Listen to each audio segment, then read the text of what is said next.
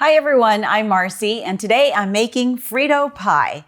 Growing up in New Mexico, this was something that was often made for school fundraisers, and it was always a treat. In fact, I just assumed everyone grew up eating Frito Pie. It wasn't until I was older that I found out it was a regional thing just had in Texas and New Mexico. Anyway, I'm going to show you how to make it. It's really easy and it's really good. First, do me a favor, hit that subscribe button if you're not already subscribed to this channel, and let's get cooking.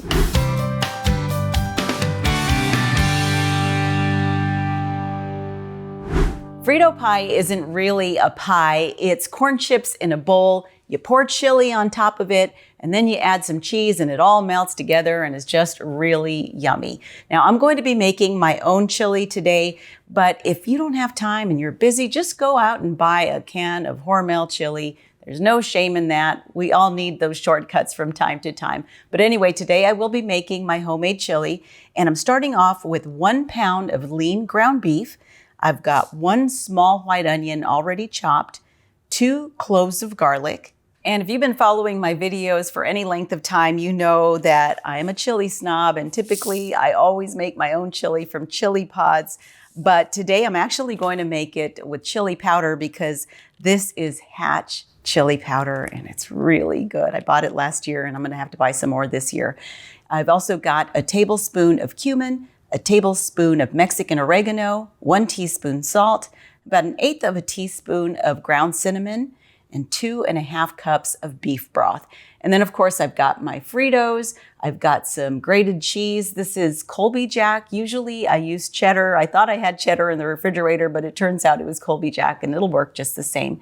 I've also got some sour cream and some onion for sprinkling on top. And I'll go ahead and put all the ingredients and measurements in the description box below, but let's go ahead and get started. I'm first heating up a large saucepan with enough olive oil to coat the bottom, and I'm going to cook up the ground beef in it. I break it up as best I can,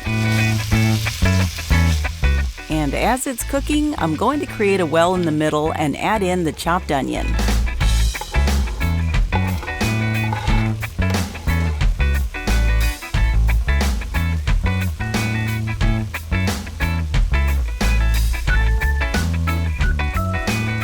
When there's no longer any pink in the meat and the onion is looking more translucent, I add in the garlic using my garlic press, and then I can add the other seasonings.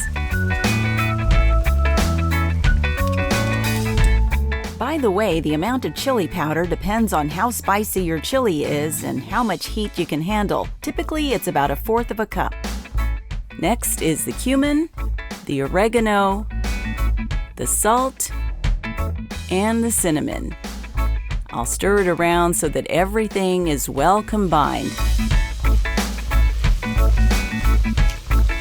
And I'm letting it cook for a couple of minutes.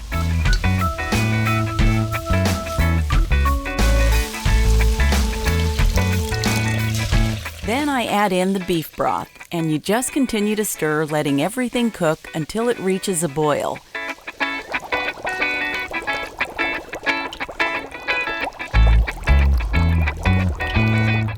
At that point, you lower the heat and let it simmer while stirring frequently for about 20 more minutes, or until you've got the consistency you like. It should thicken a little, but if your chili isn't thick enough, you can add in 1/2 to a full teaspoon of cornstarch or flour, which is what I'm going to do.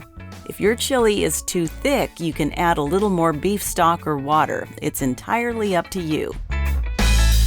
This chili is done and it looks and smells really good. Now it's at this point that if you like pinto beans, you can add them to your chili. Not everyone does. I do, and in fact, I think I may do that because I made some beans the other day and I have some in my refrigerator. So let me go get some.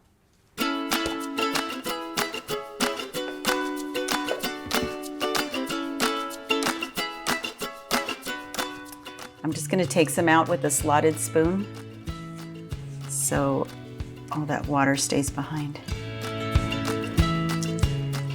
Just spoon in as many as you want.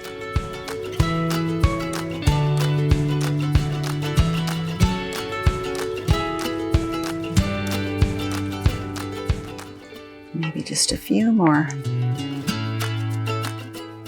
And that should be good there. It looks so good. Once your chili is done, there's two ways you can have Frito pie. One, you pour your Fritos in the bottom of a bowl, you add your chili and your toppings to it, or two, if you have these individual sized bags of Fritos, you open them up and pour the chili directly into the bag. In fact, if you have kids, do it like this for them and they will love it. They will remember it forever. But I'm gonna go ahead and finish making mine.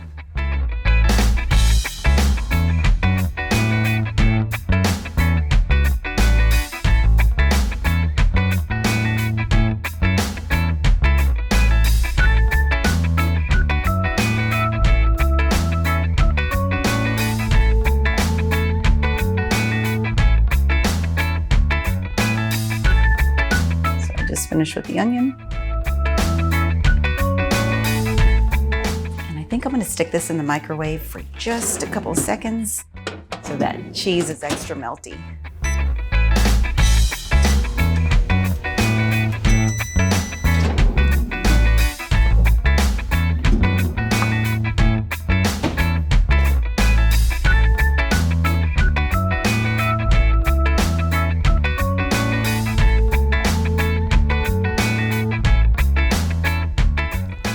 All right, let's give this a taste.